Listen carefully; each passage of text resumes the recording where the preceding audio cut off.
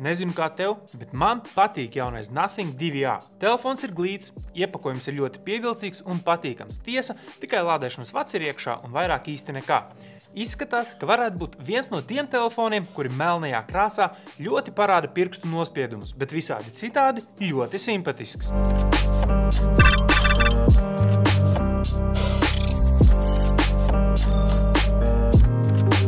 Pie pirmajām nopludinātajām bildēm par Phone 2A jau novēroju, ka liela daļa sāk meklēt mīmus par to, kā tad izskatās šis telefons un smēja par tā dizainu, bet man tas šķiet jauks. Jā, tāds nekāds vārds, bet reāli, piemēram, BMX robots arī multinē šķita jauks. Tā ir mana galvenā asociācija vēroties uz šo telefonu galvenokārt dēļ kameras moduļu novietojumu, kurš īstenībā ir patīkams pārsteigums telefonu dizaina ērā, kur 90% ražotāji šķiet ienīst mūsu lietotājus, kuri vēlas tik elementāru lietu kā telefonu, kurš negāzalētos pa galdu dēļ izbīdītās kameras moduļa. Un šis jau ir pirmais cepums Nothing par to, ka ir devuši atpakaļ šo te patīkamo sīkumu. Otrais cepums ir par to, ka kopumā ir ieturēta Nothing dizaina filozofija. Tas ir līdzīgs, bet ir atšķirīgāks par Phone 1 un 2. Tas pamatā ietur to pašu glyph interfeisa līniju, bet jau ar mazākiem šiem te lediem. Un ir sajūta, ka kamēr citi ražotāji mēģina tā kā apmānīt tevi un slēpt, ka telefons ir plasmasas, Nothing, to pat, manuprāt, kaut kādā mērā izbauda. Pēc sajūtām rokās tas liekas fantastisks. Tā nopaļotais korpus lieliski saplūst ar alumīnija rāmi un nemēģina izlikties par to, kas tas nav. Glyph interface ir vēl joprojām savos pamatos tikpat funkcionāls kā abi vecākie telefonu ledi, kā piemēram var redzēt timeri, personalizēt katram kontaktam kādas apgaismojumu un skaņas motīvus izvēlēties. Ir arī piesaisti ar Uber aplikāciju, kura gan vēl joprojām ir tikai ar Uber, bet, kā jau pie Phone 2 teicu, derētu arī kādas Eiropā citas platformas piesaistīt, bet acīm redzot tādi Bolti un Volti vēl, līdz tam nav tikuši vai arī neuzskata to par šobrīd nepieciešamu. Lai vai kā šis vēl projām ir fifīgs pasākums, kurš it kā ir centrā visai tai Nothing filosofija, bet par to vēl parunāsim vēlāk. Kopumā telefons ir pieklājīgs arī pēc dzelžiem un prasītās cenas. Mediatek Dimensity 7200 čips, 6,7 colu AMOLED 120 Hz displejs, Gorilla Glass 5 stīkls, atmiņas 128 vai 256 GB, 50 megapikseļu abas aizmugurējās kameras un 32 megapikseļu priekšējā. 5000 mAh baterija ar 45 W uzlādi un viss tā kā pilnībā būtu atbilstoši nepilnam 350 līdz 400 eiro telefonam. Tiesa, specifikācijās var pamanīt arī pāris lietas, kuras ir ļoti līdzīgas ar līdzvērtīga segmenta konkurentu, no piemēram Poco, un kuras ir arī maķenīgi švākāks. Piemēram, IP54 ir abiem telefoniem līdzvērtīgi. Displejs vidēji ir spilgtāks šim, bet mazāk košs un ar mazāku izšķirtspēju. Procesors un piedāvātās atmiņas ir pakāpi zemākas, toties selfiju kamera, tā gan ir labāka. To vēl kameras sadaļā varēs pats novērtēt. Bluetooth vēl ir nevis jaunais 5,4 standarts, bet 5,3 un lēnāka uzlāde pie tāda paša baterijas apjoma. Attiecīgi veiktspējas testos daļu no šīm lietām var arī redzēt itin konkrēti skaitļos, īpaši, ja pavēro, kā rezultāti izskatās pret to pašu Poco, un tie nav īpaši iepriecinoši, ja skatās tīri uz iegūtajiem rezultātiem. Ļoti atšķirīgie scenāriji iezīmē skaidru nostāju tam, kas ir šī telefona klients. Spēlīšu spēlētāji visdrīzākais, ka nē, ar vidēji 45% sliktāku rezultātu kā tas pats Poco, šis telefons noteikti negāzīs kalnus jaudīgajās spēlītēs. Ikdienas lietas, kā tu, piemēram, sociālo brauzēšana, kāda fotopiekuriģēšana, jā, tas jau ir tuvāk. Rezultāti ir ļoti līdzīgi kā, piemēram, pagājušā gada Samsung A54 telefonam, kurš ir krietni dārgāks telefons. Un tā arī būs patiesā mērķa auditorija. Šie te jaunieši vai telefonu lietotāji, kuriem sociāli ir primāri nevis spēlīt. Displejs nav nekas tāds, par ko baigi sajūsmināties, bet priekš zem 400 eiro telefonu tas tāpat īstenībā ir ļoti labs. Viss izskatās tiešām labi, un ja regulāri neliek blakus kādu labāku displeju, realitātē būs grūti saskatīt kādu atšķirību. Lielākā atšķirība ir lietojot pašu telefonu. Man caurmērā ļoti patīk Nothing OS ideja. Izpildījums priekš manis ir bišķi par monotonu, un lai arī tas ir pilnībā nolainots ar Nothing ideju, ka tev telefonā īpaši nekas neizceļās un pa lielam viss ir vienādās krāsās un ikonās, un tās neuzmāktos, teiksim, tur vairāk kā citas, manā gadījumā vēl nav pilnībā visa tā ikonu paka lejupielādēta un piekuriģēta, bet kaut kādas aplikācijas lec ārā. Un es saprotu, ka tas viss ir domās, lai tu mazāk laiku pavadītu telefonā. Tomēr tai visā man arī radās jautājumi, vai, piemēram, vienā no Nothing pašu widgetiem tiešām ir nepieciešami 3 dažādi fonti, vai arī displeja spilgtuma regulācija, kuru tu nevari veikt vienreiz pavalkot uz leju, to veikt 2 reizes, un tad tikai tu tiec klāt slaiderītim. Tāpat arī vēl, piemēram, uzreiz aizvērt visu visas atvērtās lietotnes nevarēs, kā arī ļoti neierasti, kā tās ir izkārtotas.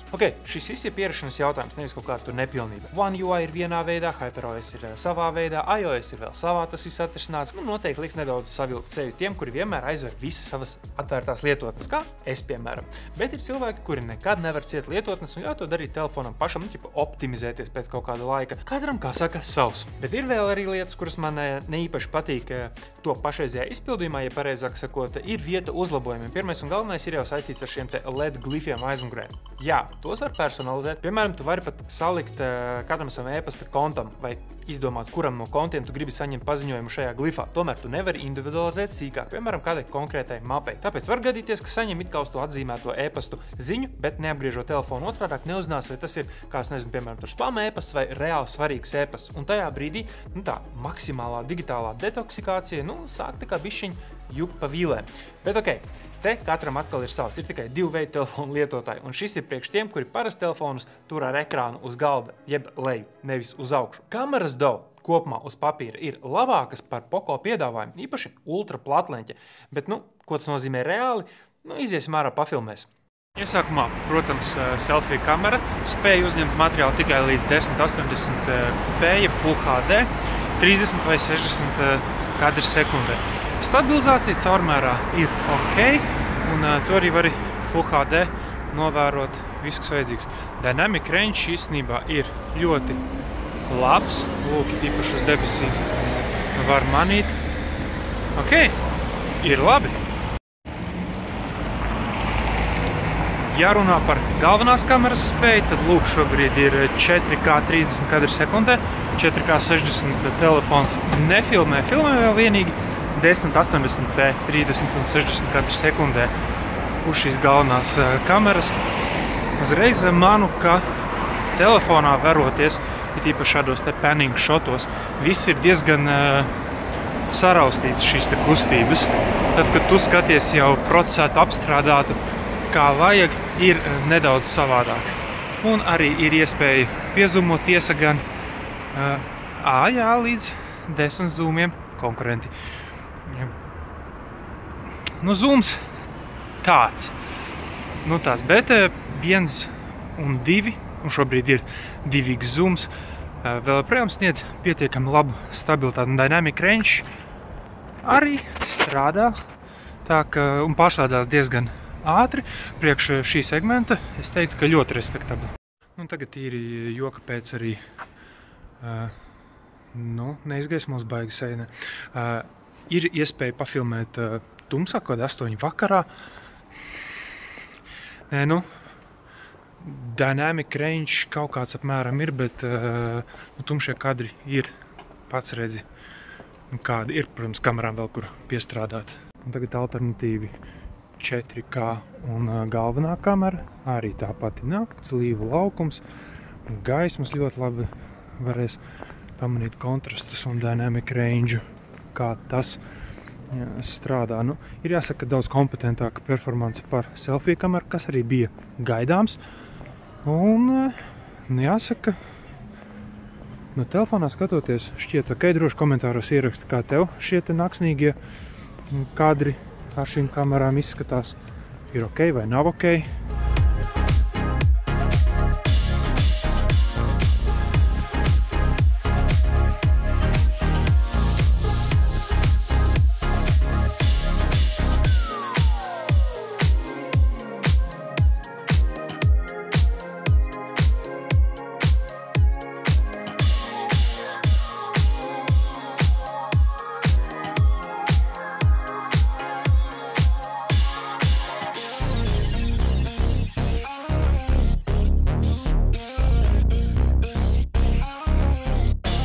Visā visumā jau tiešām ir jāsaka, ka labs telefons.